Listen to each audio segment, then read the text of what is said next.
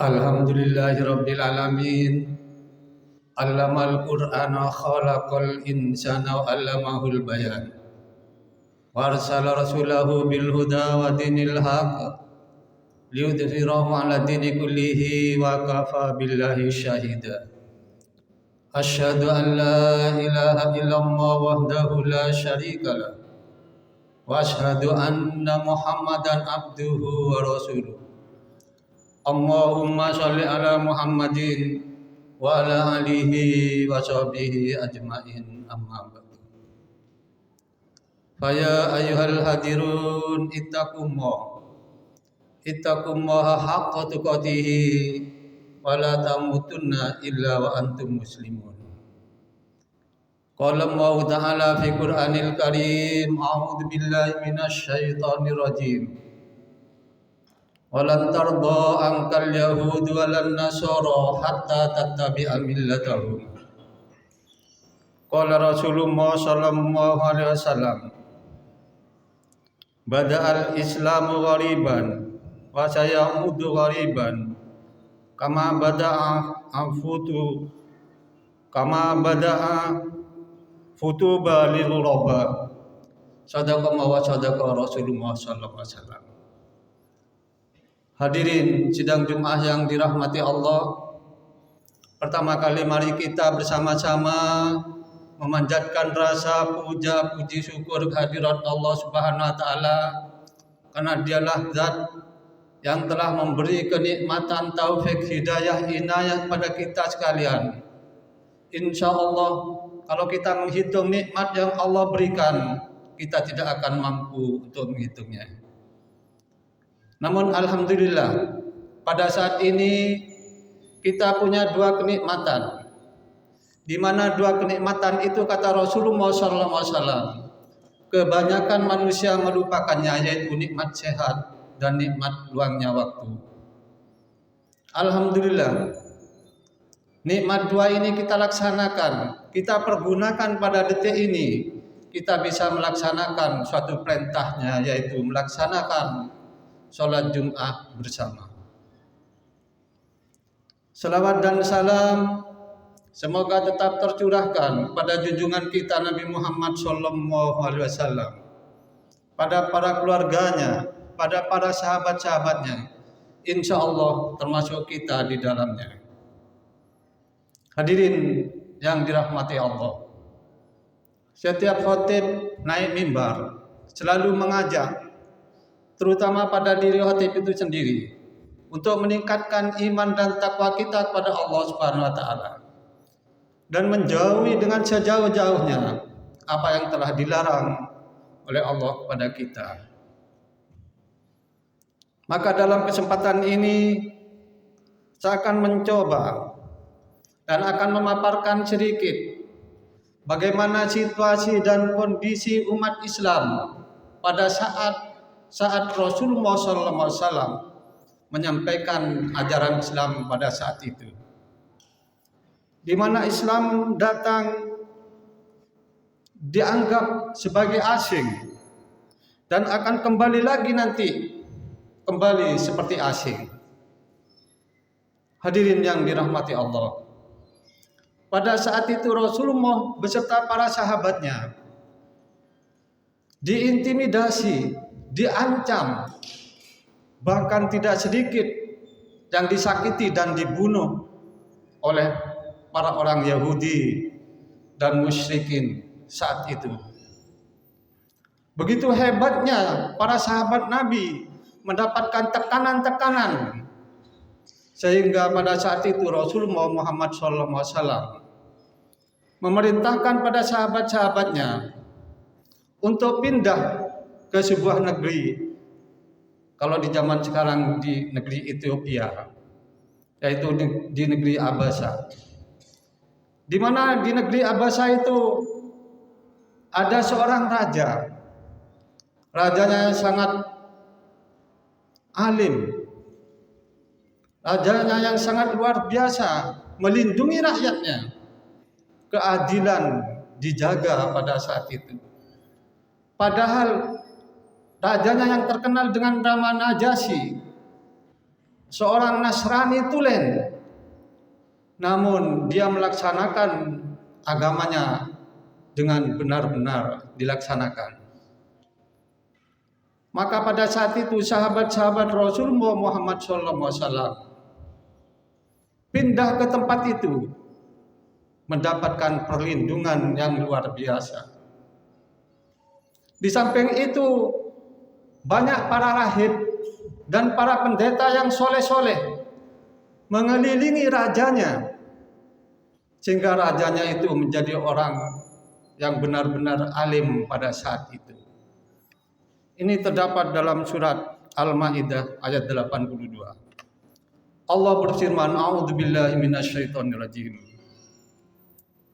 Wala tajidanna asyaddan nasi adawatan lil ladzina amanu al-yahuda wal ladzina asyraku wala tajidanna aqrabahum mawaddatan lil ladzina amanu alladzina qalu inna nasara dzalika bi annahum qissisina wa ruhbana wa annahum la yastakbirun. Pasti kamu akan dapati orang-orang yang paling keras permusuhannya terhadap orang-orang yang beriman. Ialah orang-orang Yahudi dan orang-orang musyrik. Dan pasti kamu akan dapati orang yang paling dekat persahabatannya, yaitu orang-orang yang beriman. Dan ia orang yang berkata, sesungguhnya kami adalah orang Nasrani. Yang demikian itu diantaranya mereka terdapat para pendeta dan para rahib, karena mereka tidak menyombongkan diri.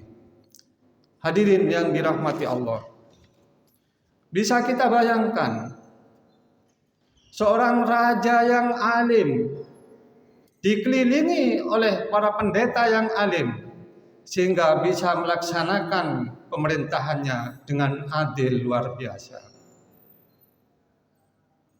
Namun bagaimana keadaan di zaman sekarang setelah orang-orang Yahudi, orang-orang Nasrani berkolaborasi dengan orang-orang Yahudi, orang Syiah, orang musyrik, bahkan dengan ateis. Di mana-mana seluruh dunia hampir kesemuanya yang mayoritas Islam ingin dihancurkan oleh kelompok-kelompok mereka. Akan dibumi hanguskan agama Islam dengan berbagai macam cara mereka laksanakan. Setelah mereka berkolaborasi, setelah mereka menjadi satu, berkelompok, waktu itu di zaman sekarang banyak hal-hal yang terjadi di negeri-negeri yang mayoritas Muslim, tapi jumlah penduduknya tidak membuka kemungkinan apa yang terjadi pada zaman itu bisa terjadi pada kita pada saat sekarang ini. Hadirin yang dirahmati Allah, mereka menggunakan metode-metode ingin menghancurkan umat Islam lewat hukum. Hancurkan hukumnya. Di mana negara yang mayoritas Islam, hukumnya dihancurkan. Ketika hukum itu sudah hancur, tidak ada rasa keadilan, maka hukum tajam ke bawah, tumpul ke atas. Bila para pejabat yang korupsi miliaran rupiah, hukumannya ringan, kadang-kadang bebas dari hukuman. Tapi ketika rakyat jelata, orang kecil yang mencuri, hukuman tegak luar biasa. Hal ini yang dikhawatirkan oleh Rasulullah Muhammad SAW, sehingga Rasulullah mengeluarkan statementnya pada saat itu, mengeluarkan sabdanya, hadis riwayat Bukhari, nomor hadis 4304. Lau anna Fatimah binta Muhammadin saraqat laqatatu yadaha. Seandainya atau sekiranya Fatimah binti Muhammad saraqat mencuri, kata Rasulullah sallallahu alaihi wasallam, laqatatu yadaha. Aku sendiri yang akan memotong tangannya. Ini menunjukkan sinyal bahwa keadilan merupakan kunci di dalam hukum, merupakan kunci di dalam keadilan. Apabila hukum sudah tidak tegak, maka keadilan tidak akan tercapai di negeri itu, utamanya di negeri-negeri Muslim. Yang kedua, cara mereka ingin merusak agama Islam, maka dirusak generasi mudanya. Generasi mudanya dirusak dengan cara apa? Dengan cara yang sangat halus. Diberilah narkoba, sabu-sabu, dan lain sebagainya. Berapa jumlahnya generasi muda yang terpapar oleh sabu-sabu dan narkoba? Untuk apa hadirin yang dimuliakan Allah? Untuk dhaful isti'abu bil Quran. Agar supaya generasi-generasi muda lemah terhadap hubungan terhadap Al-Quran. Kalau sudah generasi mudanya sudah terpapar oleh narkoba dan sabu-sabu, jangankan memikirkan Islam, jangankan memikirkan Al-Quran, memikirkan dirinya sendiri saja tidak mampu. Ini garapan mereka, agar supaya umat Islam hancur. Harapan mereka seperti itu. Hadirin yang dimuliakan Allah. Ada lagi dengan HP yang sangat mudah sekali, yang daya rusaknya luar biasa HP ini terhadap anak-anak kita, anak-anak didik kita. Entah ini hoak yang ada di medsos. Kalau seorang anak memegang HP di sekolah, dirampas oleh seorang gurunya, maka bisa dilaporkan, kena undang-undang. Luar biasa daya rusaknya HP ini terhadap anak-anak kita. Anak-anak kita bisa depresi kalau kita lihat. Bisa mokong katanya orang Madura. Tidak patuh dan tidak tunduk terhadap kedua orang tuanya. Membandel, membantah dan sebagainya. Karena otaknya sudah terekam oleh TikTok dan lain sebagainya. Hadirin yang dimuliakan Allah. Ketika akhlak ini rusak, maka agama Islam pun ikut rusak. Oleh sebab itu Rasulullah Muhammad SAW diturunkan oleh Allah, innama bu'istu liutammima makarimal akhlak. Insya Allah hadirin sudah ngerti terjemahannya.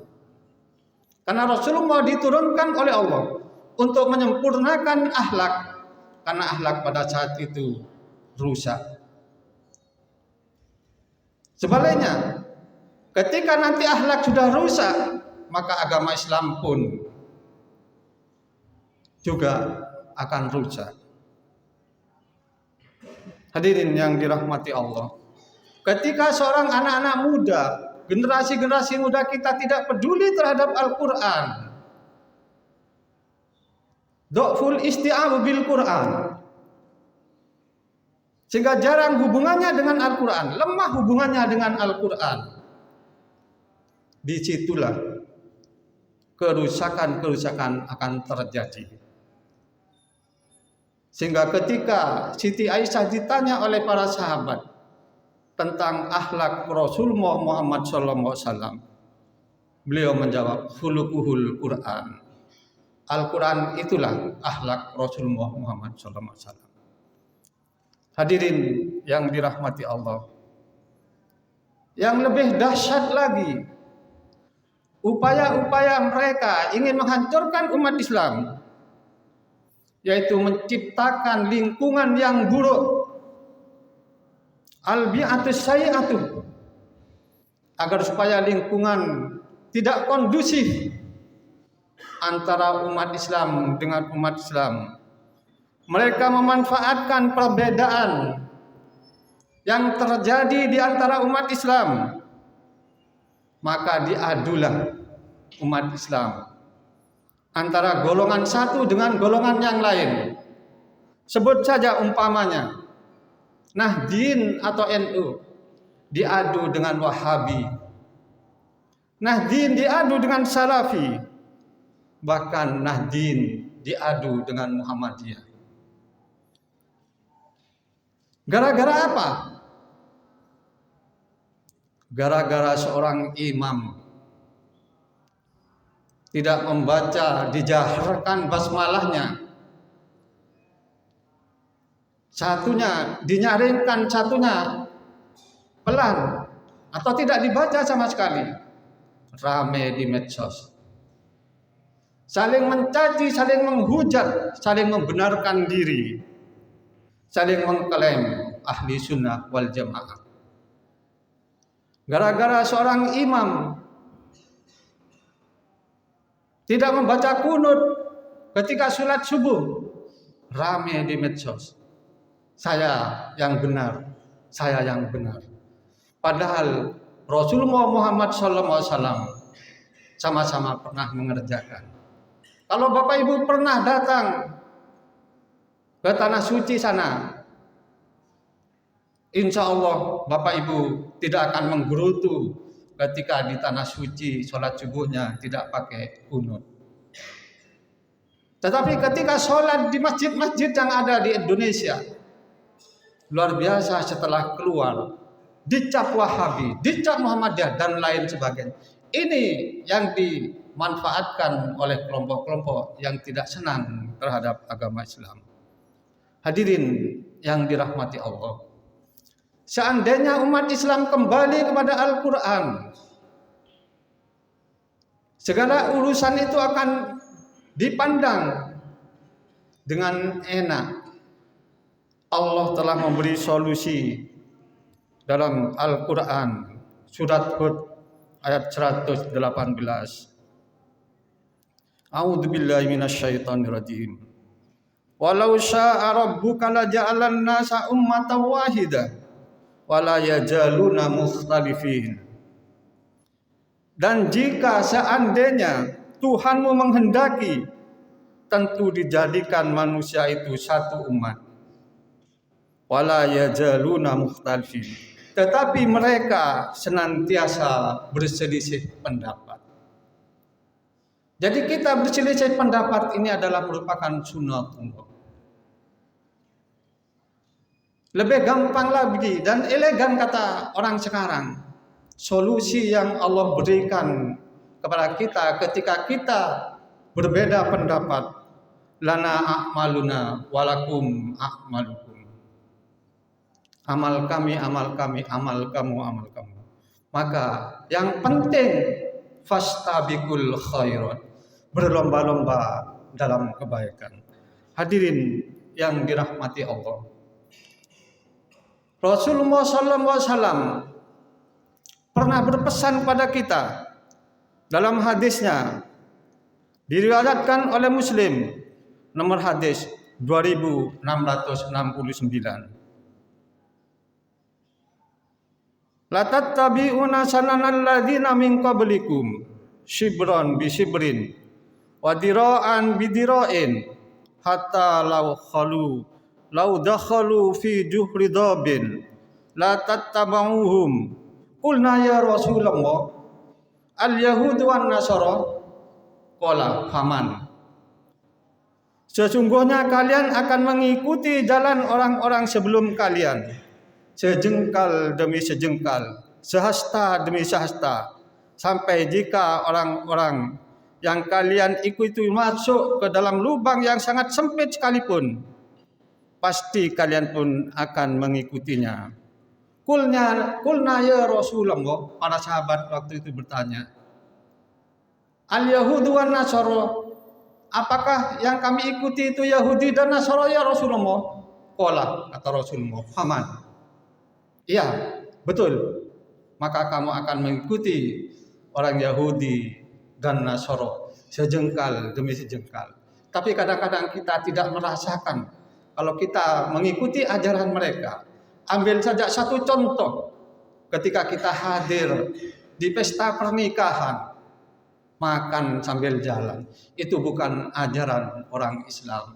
Tapi kita ikut, kita sudah masuk ke lingkaran mereka. Hadirin yang dirahmati Allah,